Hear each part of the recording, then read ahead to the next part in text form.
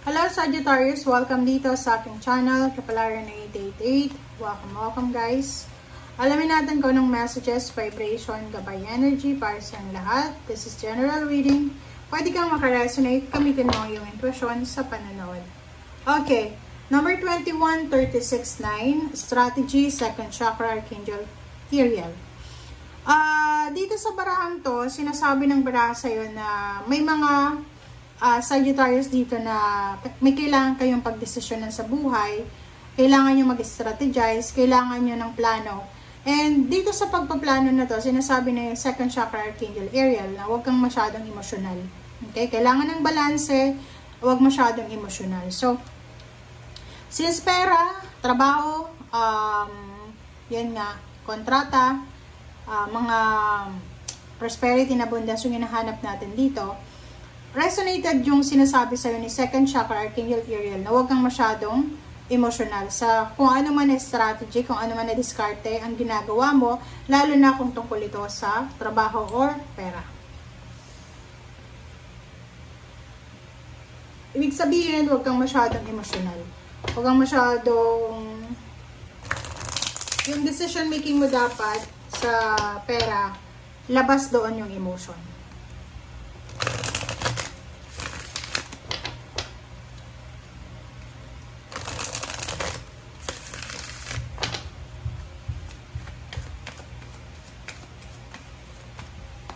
Okay, Sagittarius.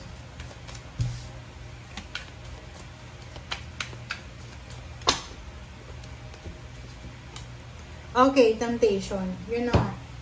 Okay, so yun. Kailangan mong labanan yung temptation na maging emosyonal. Ang nakikita ko, sir, dito, posibleng may mga Sagittarius na marami kayong mga choices and option na pwedeng umasenso sa buhay.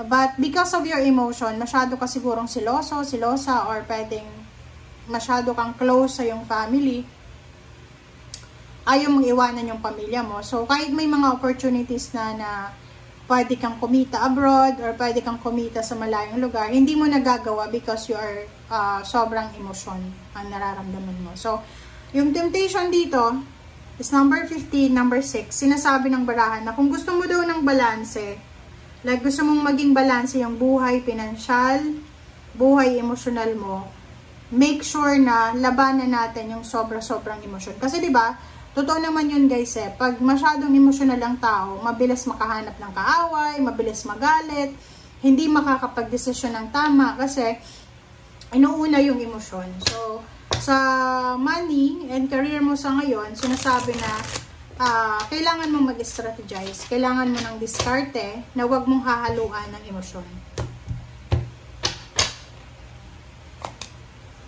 Okay, the star. Diba? So, sabi dyan sa'yo, andito ka na diba? You have opportunities, you have strategy, you have choice and option para matupad yung mga pangarap mo. Pero posible siyang masira, posibleng ma-distract, posibleng ma-disrupt yung mga plano mo sa buhay because of your emotion. So, kailangan mong labanan, tingnan mo may heart dito diba? Yung parang, yung plano mo about money, about work, or about finances is apektado ng pera, ng relationship. Diba? Sinasabi ng baraha sa'yo dito na understandable yung pagiging emotional mo. Maybe because maraming beses, parang wala ka ng tiwala. Kumbaga, siguro maraming beses kang niloko, in-scam, or kung ano pa man. So, ngayon, masyado ka ng walang tiwala. But sinasabi ng chariot dito na kailangan mong mag-move on. Kailangan mo, kung gusto mong mabago yung takbo ng buhay mo, kung gusto mo ng progress, ng movement, you need to be strong. Diba? Kailangan maging strong, huwag masyadong emosyonal. Sinasabi ng baraha sa'yo na isa sa mga possible na makakatulong sa'yo para mag-improve ang iyong financial is yung pagtatrabaho sa ibang bansa, or pagtatravel, or paglilipat ng ibang lugar. So, ibig sabihin, kung stagnant ka sa lugar na yan, like kung nasa probinsya ka, nasa Maynila, or nasa mga lugar sa Philippines, sinasabi ng barahan na maybe this is the right timing na para subukan mo mag-travel, lumipat. Kasi doon sa lilipatan mo, doon sa pupuntahan mo, ay magiging balanse na ang finances mo. Kumbaga, siguro yung lugar kung nasaan ka sa ngayon is walang masyadong opportunity para kumita ng pera. Diba? Judgment, decision making, yun ang kailangan mo. Sinasabi ng baraha sa'yo dito, Sagittarius, na isang desisyon ang kailangan mo. And yung desisyon na yan ay posibleng magpabago sa lahat sa inyo.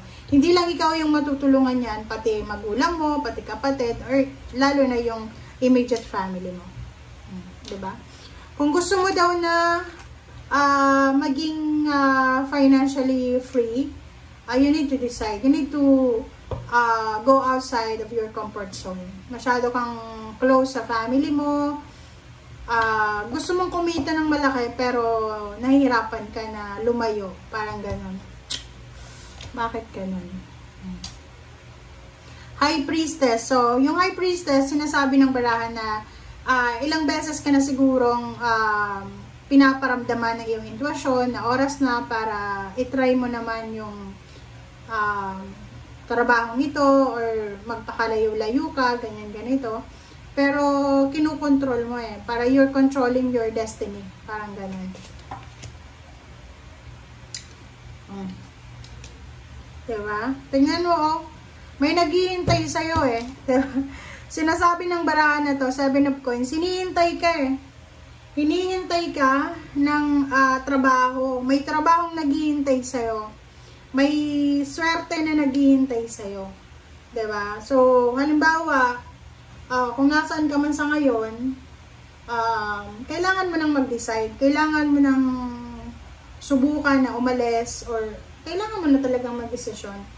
Okay? Hinihintay ka na ng trabaho mo Ang dami ng trabaho, ang daming, parang anong sabi dyan, kailangan mo nang mag-desisyon ngayon kasi pag pinatagal mo pa yan, mas lalo kang magiging sobrang busy pagdating mo. Hindi ko alam, nakabakasyon ka ba? Paki-comment na sa comment section.